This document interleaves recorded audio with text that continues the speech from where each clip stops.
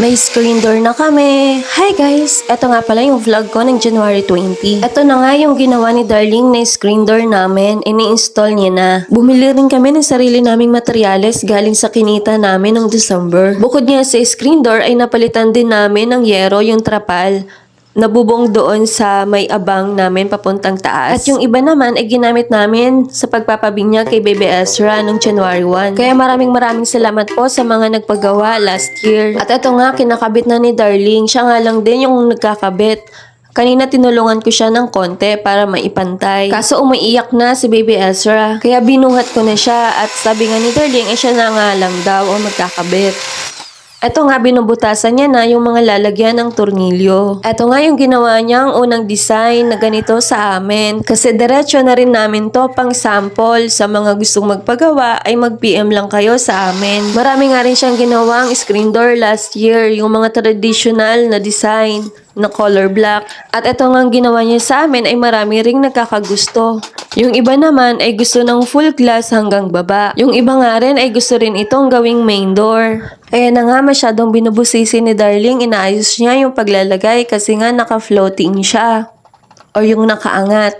At sa mga magpapagawa ng mga kitchen cabinet, wardrobe cabinet,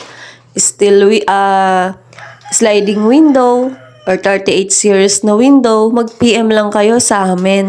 At saka yung iba naman ay nagpapa-personalize, yung may sarili silang design, okay naman po yun. O siya guys, panoorin nyo muna yung pagkakabit ni Darling ng aming screen door.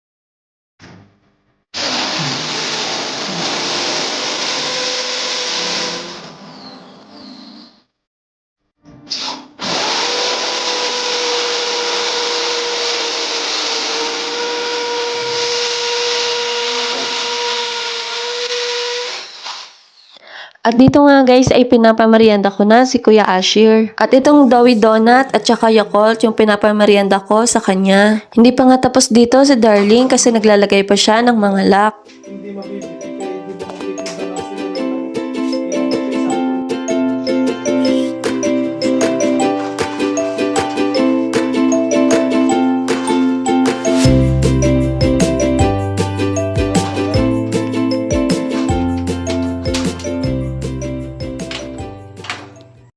At ito nga, nakaredy na yung pagkain namin. Nagluto lang ako ng pasit canton. Tapos yung gulay na gabi ay yung tira naming ulam nung nakaraan pa. Tapos bumili na rin ako ng itlog na maalat. Tsaka yung isda na maliliit ay bigay ng mama ko.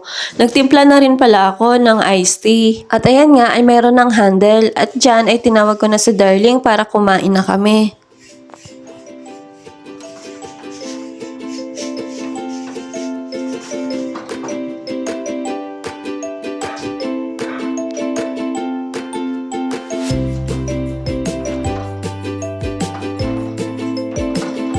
Dito nga, tapos na kaming kumain at ayan nga si Darling ay naglalagay na ng sealant or silicone. At si Baby Ezra nga ay gising na kaya ang ingay. At si Kuya Asher nga ay eto nga ay nangingialam naman ng mga gamit dito sa gilid.